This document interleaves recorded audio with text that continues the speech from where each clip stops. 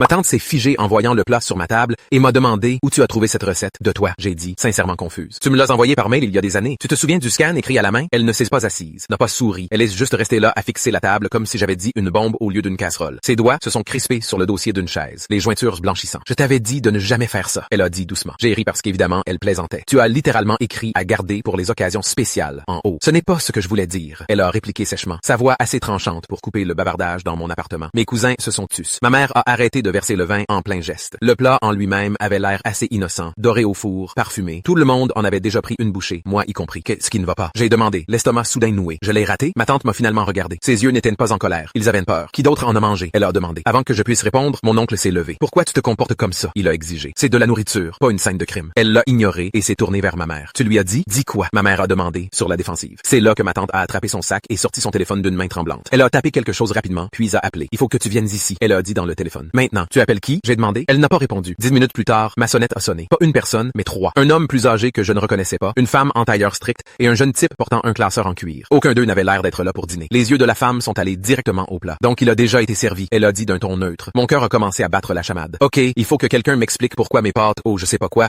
provoquent une prise d'otage. L'homme plus âgé s'est tourné vers moi. Vous avez modifié la recette? Non, j'ai dit. Pourquoi j'aurais fait ça? Vous l'avez posté en ligne? Non, j'ai répondu sèchement. Vous l'avez vendu? Il a demandé. Quoi? J'ai demandé, confuse. Ma tante a finalement parlé. Elle ne sait pas, elle leur a dit. La femme a expiré lentement. Alors il faut qu'on ralentisse le rythme. C'est là que ma mère a murmuré. Pourquoi ça ressemble à un problème juridique? L'homme avec le classeur l'a ouvert et a fait glisser un document sur ma table, juste à côté du plat dans lequel tout le monde avait mangé. Cette recette, il a dit, n'est pas juste une recette de famille. Mon estomac s'est retourné. Elle est littéralement écrite sur une serviette tachée de café. J'ai dit, oui, il a répondu. Et elle est aussi enregistrée dans une fiducie successorale. J'ai commencé à rire, genre vraiment rire de stress. Vous êtes en train de me dire que mon dîner est protégé par des droits d'auteur? La femme a secoué la tête. Non, irritée. C'est là que les crampes ont commencé. Pas douloureuse, juste cette lente réalisation qui s'installe qu'un truc très stupide avait très mal tourné. Ma tante s'est finalement assise en se frottant les tempes. Cette recette appartenait à ma grand-mère, elle a dit. Elle l'a apportée avec elle quand elle a immigré. Elle était liée à son entreprise. Quelle entreprise? J'ai demandé. L'homme au classeur a répondu. Une entreprise alimentaire, toujours en activité, toujours rentable. Ma bouche est devenue sèche. La recette, a dit la femme, n'a jamais été transmise. Elle a été laissée non réclamée. La pièce est devenue complètement silencieuse. Ma mère a avalé sa salive. Non réclamée. Comment? Celui qui la cuisinait en premier, a dit la femme en me regardant directement. Devenait l'héritier. J'ai fixé le plat, puis mon assiette, puis la portion à moitié mangée qui reposait dans mon estomac. Donc, j'ai dit lentement. Vous me dites qu'en cuisinant ça, je viens d'hériter de quelque chose. L'homme a hoché la tête. Oui, vous avez activé le transfert sans le savoir. Ma tante avait l'air d'avoir perdu tout le sang de son visage. C'était censé être moi qui la fasse. Elle a murmuré. Quand le moment serait venu. C'était quand, ça? J'ai demandé, la voix tremblante. Quand je serai prête, elle a dit. La femme en tailleur s'est levée. Nous vous contacterons. D'ici là, vous ne devez pas reproduire, partager ou discuter de la recette. Elle a marqué une pause, puis a ajouté, et je vous conseillerais fortement de ne plus en manger. Une semaine plus tard, j'ai reçu des papiers juridiques, un accord de confidentialité et une demande de test ADN pour confirmer que j'étais vraiment lié à la famille.